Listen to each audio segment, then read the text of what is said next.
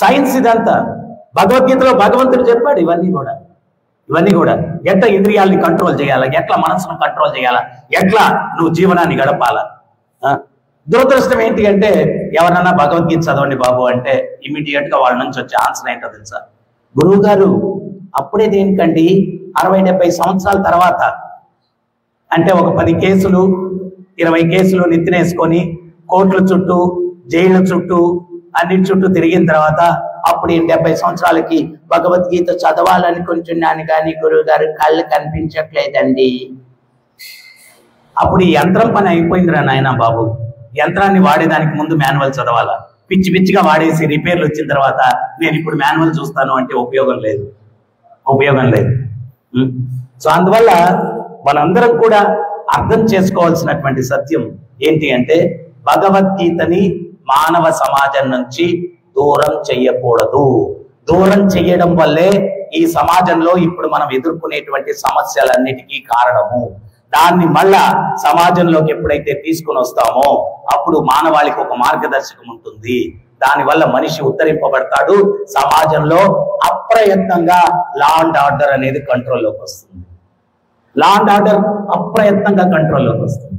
నువ్వు దానికోసం ప్రత్యేకంగా ఏం చేయాల్సిన అవసరం.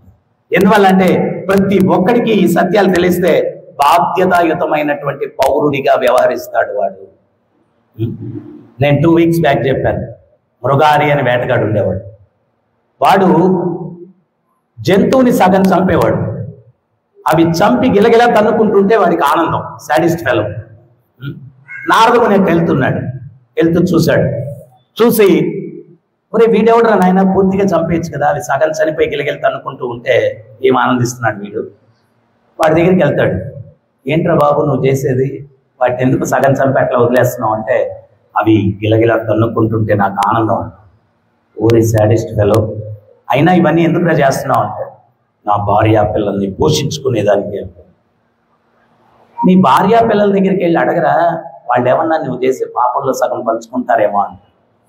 వాళ్ళ దగ్గరికి వెళ్ళి అడిగితే భార్య అంటది కట్టుకున్న దానికి నువ్వే అనుభవించండి, పిల్లలు అంటారు కన్నదానికి నువ్వే అనుభవించు, మేమెందుకు అనుభవించాలి కర్మలో అని. వాడి జ్ఞానోదయం కలిగి నారదముని దగ్గరికి వస్తాడు.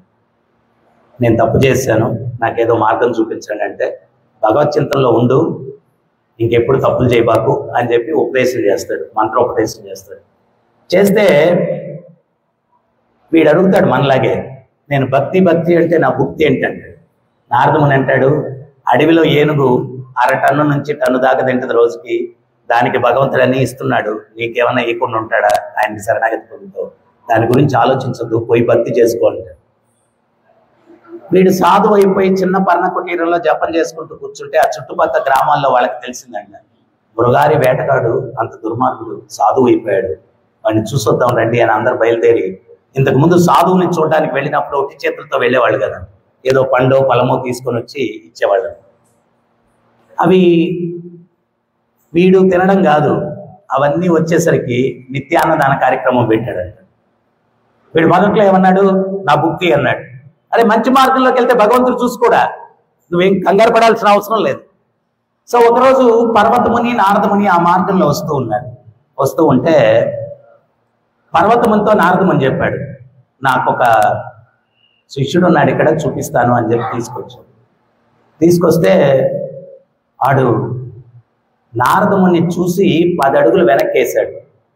పర్వతముని అనుకున్నాడు, గురువు గారిని చూడగానే సాష్టాంగ నమస్కారం చేయాలని మర్యాద కూడా తెలియనటువంటి శిష్యుడిని చూపించడానికి తీసుకొచ్చాడా నారదముని ఇక్కడికి అనుకున్నాడు. కానీ ఆడేం చేశాడంటే 10 అడుగులు వెనక్కి వేసి తన మీద ఉన్నటువంటి కండువా తీసుకొని నేల మీద ఉన్నటువంటి క్రిమికీటకాదుల్ని పక్కకు జరిపి అప్పుడు సాష్టాంగ నమస్కారం చేశాడు. ఒకప్పుడు జంతువుని సగం చంపి గిలగిలా తన్నుకుంటూ ఉంటే చూసి ఆనందించేవాడు నారదముని సాంగత్యం వల్ల, సత్మార్గంలోకి రావడం వల్ల క్రిమికీటకాదులను కూడా హాని తలపెట్టకూడదు అని చెప్పి తన కండువాతో వాటిని పక్కకి జరిపి అప్పుడు సాష్టాంగ నమస్కారం చేస్తున్నాడు. ఆధ్యాత్మిక చింతన నిజంగా సమాజానికి ఏం చేస్తుంది అంటే వ్యక్తుల్లో ఇటువంటి పరివర్తన తీసుకొని వస్తుంది. ఇటువంటిది సమాజానికి అవసరమా కాదా? స్వామి ప్రభుపాదుల వారు అమెరికా అన్ని దేశాల్లో కూడా 70 సంవత్సరాల వయసులో ఆయన వెళ్ళి ప్రచారం చేశారు. నేను మధ్యాహ్నం కూడా చెప్తూ ఉన్నాను. ఆయన ఒకరోజు న్యూయార్క్ లో ఉపన్యాసం ఇస్తే కొన్ని వేల మంది కూర్చొని ఉన్నారు. ఒక వ్యక్తి లేచి అడిగాడు, గురువు గారు, భారతదేశం నుంచి వచ్చిన సాధువులు ఏదో ఒక మ్యాజిక్ చేస్తారు, మీరేం చేయలేదే అన్నారు. అప్పుడు స్వామి ప్రభుపాదులు వారు నవ్వుతూ చెప్పారు, నేను చేసిన మ్యాజిక్ సృష్టిలో ఇంతవరకు ఎవరు చేయలేదన్నారు. మరి మేము చూడలేదే అన్నారు. అప్పుడు ప్రభుపాదులు వారు చెప్పారు, నా ముందు కొన్ని వేల మంది అమెరికన్లు, యూరోపియన్లు మీరు కూర్చొని ఉన్నారు. రాక్షసులు లాంటి మిమ్మల్ని సాధువుల్ని చేసి కట్టు కొట్టు నడవడిక ఓడిగొట్టి పిలకబెట్టి మీరు ఎంతో దుర్మార్గంగా జీవించేవాళ్ళు, మిమ్మల్ని సాధువులుగా మార్చారు. ఇంతకన్నా మిరాకిల్ ఏముంటుంది? ఇంతకన్నా మిరాకిల్ ఏముంటుంది? సో స్వామి ప్రభుపాదుల వారి 70 సంవత్సరాల వయసులో ప్రపంచమంతా పర్యటించి అన్ని దేశాల వారిని సన్మార్గంలో నడిపించి సాధువులుగా మార్చారు. సో సమాజానికి కావాల్సింది ఇది. ఉంగరాలు సృష్టించడం, వాచ్లు సృష్టించడం కాదు, అవి షోరూమ్ లో దొరుకుతాయి. స్వామీజీ సృష్టించిన షోరూమ్ నుంచి వచ్చిందే అది. నేను కూడా కొన్ని మ్యాజిక్లు నేర్చుకున్నా, అప్పుడప్పుడు చూపించాలి, ఎప్పుడైనా ఫ్రీగా ఉన్నప్పుడు చూపిస్తాం. సో అదేం పెద్ద విశేషం కాదు. అది హెచ్ఎంటి కంపెనీ, టైటాన్ కంపెనీనే. ఆయన ఓన్ది సృష్టించమని కుదరదు, కంపెనీదే, అది షోరూమ్ నుంచే వచ్చింది. సో అది విశేషం కాదు. వ్యక్తి నడవడికలో మార్పు రావాలా, ఇది అవసరం. మీరు అనుకోవచ్చు, ఏముంది స్వామి ప్రభుపాదుల వారు ప్రపంచం అంతా మార్చారంటే అదే పెద్ద విశేషం. మనుషుల్ని మార్చడం అంత చిన్న విషయం కాదు. మీ ఇంట్లో వ్యక్తుల్ని మార్చలేరు, చాలా కష్టం. దానికి ఒక చిన్న ఉదాహరణ ఇస్తాను. ఒక ఆయన తీర్థయాత్రలకు వెళ్తున్నాడంట. వెళ్తూ భిక్షాటనకి, ఇంతకుముందు తీర్థయాత్రలకు వెళ్ళేవాళ్ళు భిక్షాటనకి వెళ్ళేవాళ్ళు. ఎందుకు అంటే ఆ భిక్ష ఎత్తుకోవడం వల్ల తీర్థయాత్రలకు వెళ్తే భిక్ష ఇచ్చిన వాడికి కూడా కొంచెం పుణ్యం రావాలని తీర్థయాత్రలకు వెళ్ళేటప్పుడు భిక్షాటనకి వెళ్ళేవాడు. ఇంకోటి ఏంటి అంటే అహంకారాన్ని చంపుకునేదానికి. ఎవరి దగ్గరికి వెళ్ళి చేయి చాపడం అంటే అహంకారం కదా, ప్రెస్టేజ్. కానీ ఆ అహంకారం పోగొట్టుకొని వెళ్ళాలి తీర్థయాత్రలకు. సో అందుకని వీడు భిక్షాటనకి వెళ్ళాడంటే ఒక అంగడికి వెళ్ళాడు, దుకాణానికి వెళ్ళాడు. అయ్యా, నేను తీర్థయాత్రలకు వెళ్తున్నాను, భిక్షం ఏంటి అన్నాడు. ఆ దుకాణం యజమాని కుమారుడు ఉన్నాడంట అక్కడ. ఆయన, వాళ్ళెటోడి అంగడికి వచ్చావు, మా నాన్నగారి సంగతి తెలియదు, పిల్లికి కూడా బిచ్చం పెట్టడు, చాలా పిసినారి. ఆ పిల్లోడికి ఒక ఐడియా వచ్చిందంట, మా నాన్న డబ్బులు డబ్బులు డబ్బులు అని జీవితం అంతా వ్యాపారం వ్యాపారం, ఒక్క పుణ్యకార్యం చేయలేదు. ఈయన మన ఊర్లో ఆయనే పుణ్యక్షేత్రాలు తిరగడానికి వెళ్తున్నాడు. ఏదో ఒక రకంగా నాన్నగారిని కన్విన్స్ చేసి పంపిస్తే ఏదో పుణ్యం పురుషార్థం వస్తుంది. నాన్నగారు, ఈయనతోటి మీరు కూడా తీర్థయాత్రలకు వెళ్ళండి, ఈయన నాకు తెలుసు, మన ఊరు ఆయనే, అది ఇది అని చెప్తారు. నేను వెళ్తే వ్యాపారం ఎట్రా, అది ఇది అన్నాడు. మీరేం భయపడద్దు, వ్యాపారం నేను చూసుకుంటాను జాగ్రత్తగా, నా మాట వినండి. ఇన్ని సంవత్సరాలు డబ్బు డబ్బు అని వ్యాపారం అని అల్లాడారు, కొంచెం తీర్థయాత్రలకు వెళ్ళండి అని చెప్పాడు. వాళ్ళ నాన్న ఏదో కన్విన్స్ అయ్యాడు, అయ్యి తీర్థయాత్రలు బయలుదేరాడు. ఎక్కడికి వెళ్ళినా అసలు ఏం చలనం లేదండి. ఇక్కడ చూస్తాను భక్తులు భగవంతుని చూడగానే దండం పెట్టుకోవడము, ఏదో ప్రవచనంలో కూర్చున్నప్పుడు కొంచెం నవ్వడము, వీడు ఎక్కడ పోయినా దేవుడిని చూస్తాడు. ప్రవచనంలో ఎంత బాగున్నా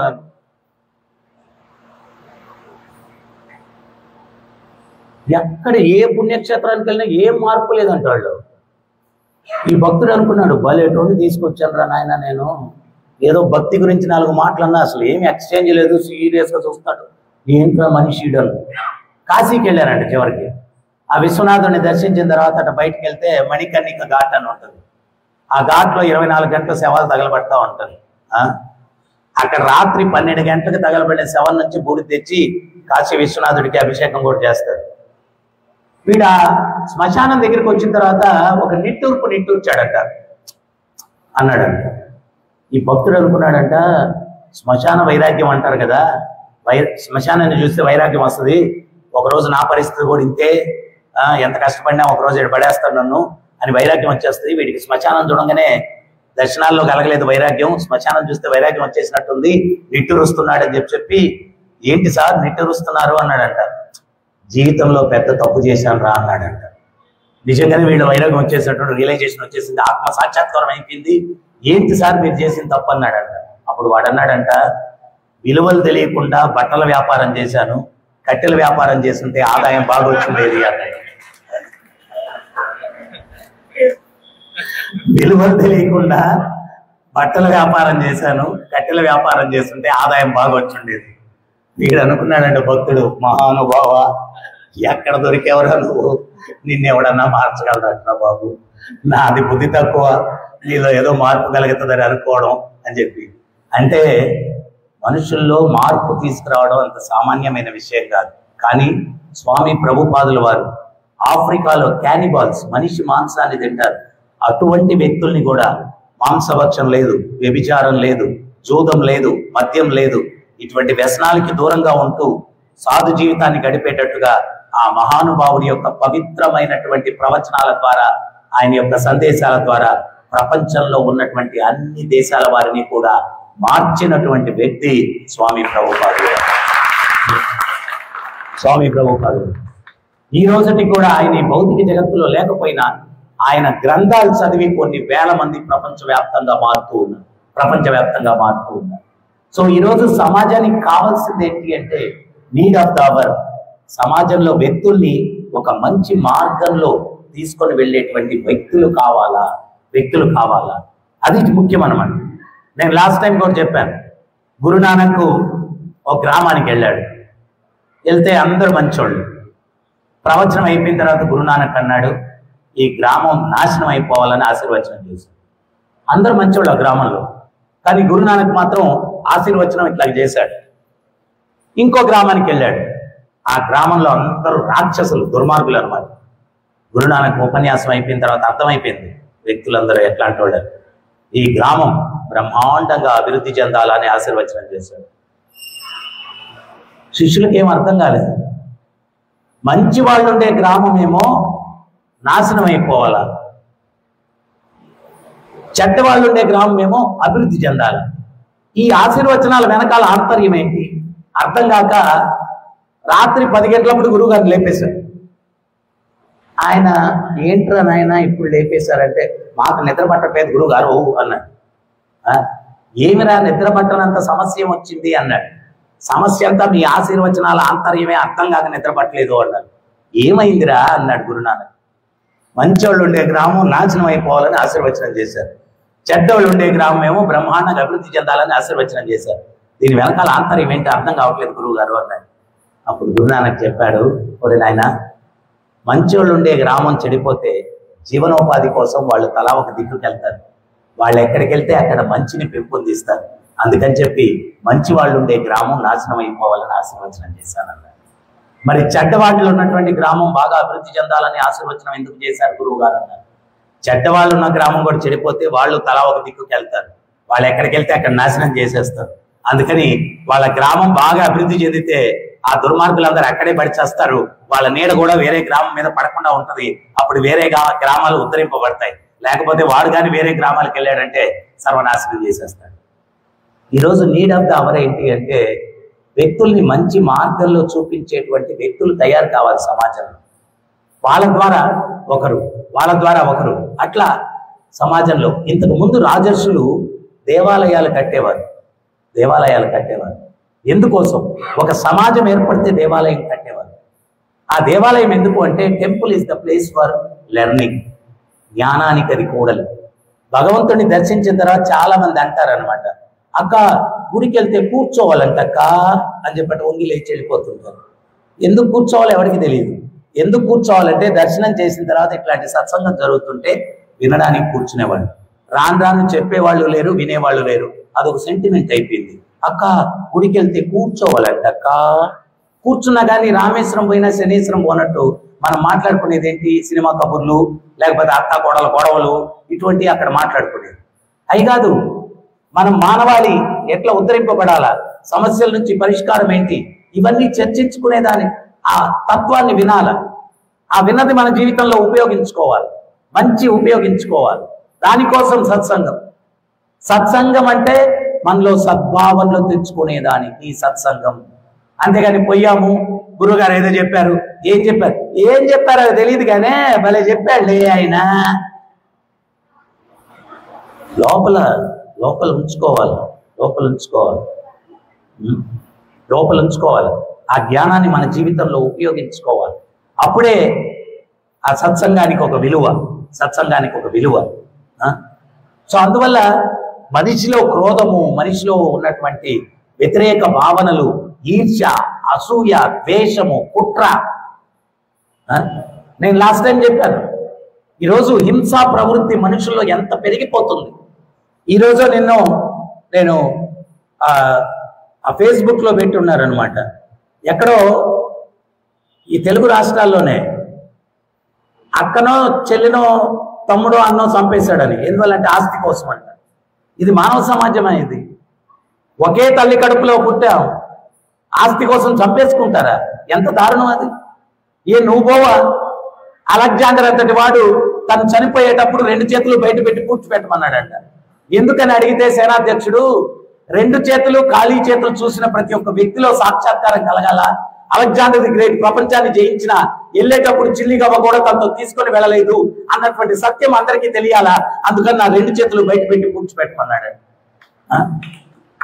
సో ఆస్తి కోసం అక్కని చంపేస్తావా నువ్వు? ఇంత ఘోరం, ఎంత దారుణం. వీటన్నిటికి కారణం ఏంటి? ఈ గీతా జ్ఞానం, ప్రేమతత్వం, ఆత్మజ్ఞానం. ఇది ఎవరు చదవట్లేదు, తెలుసుకోవట్లేదు.